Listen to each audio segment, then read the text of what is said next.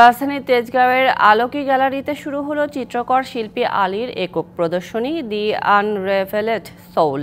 বর্ণিল এই প্রদর্শনীর উদ্বোধন করেন বরেণ্য শিল্পী রফিকুন নবী। চিত্রকর শিল্পী আলীর বেড়ে ওঠা লন্ডনে, এরপর দীর্ঘদিন ধরে বাংলাদেশী বসবাস। কবি ও চিত্রশিল্পী হিসেবে কাজ করে যাচ্ছেন নিয়মিত।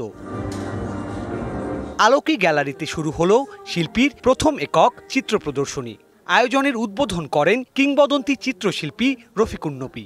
মেধার বিকাশ ঘটাবার নানা রকম দিক আছে, কিন্তু এই দুটো হলো মূল।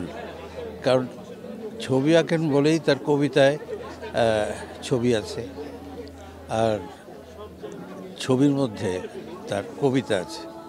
নিউ সানসিল্ক ব্ল্যাক শাইন, নজর কাড়া শাইনি চুলের নাম্বার 1 চয়েস। বর্ণাঢ্য এই আয়োজনে উপস্থিত ছিলেন প্রখ্যাত শিল্পী মনিরুজ্জামান সহ অন্যান্য অতিথিরা।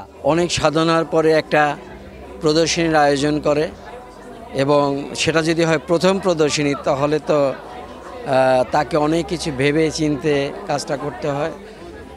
প্রায় 40টি ছবির সমারোহ এখানে। মনে হয়েছে যে শিল্পীর একটা নিজস্ব ভঙ্গি প্রকাশ পেয়েছে এই প্রদর্শনীর মাধ্যমে। প্রথম একক প্রদর্শনী প্রসঙ্গে শিল্পী জানান তার অনুভূতির কথা। চুপচাপ নির্ঝুম হয়ে গেল, তখন মনে হলো যে মনের কথাটা, মনের যে রিয়েল ভয়েস, ওটা আমি শুনতে পারলাম আর কি। And I started practicing.